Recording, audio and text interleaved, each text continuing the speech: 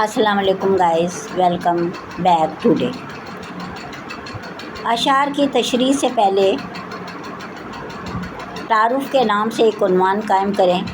اس تعارف میں ایک دو باتیں نظم لکھنے والے شاعر کے بارے میں بیان کریں، پھر اس کے بعد نظم کے بارے میں مختصر معلومات دیں۔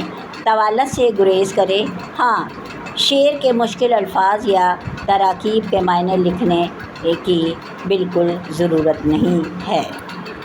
تشریح طلب اشعار کو نثری ترتیب میں لائیں۔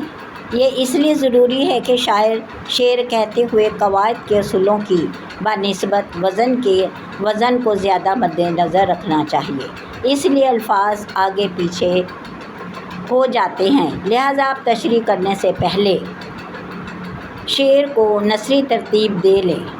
ایسا کرنے سے شعر کا مفہوم واضح ہو جائے گا اور آپ بآسانی تشریح کر سکیں گے۔ شعر کو نثری ترتیب میں کرنے کے لیے اپنے پاس سے الفاظ کا ہرگز استعمال نہ کریں۔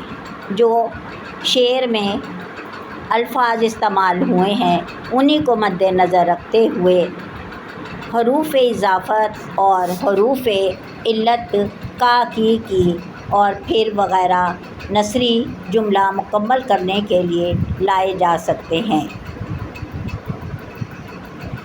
تشریح میں شعر کے مفہوم کو خوب واضح کریں اور اسے کھول کر بیان کریں کہ اس کا مطلب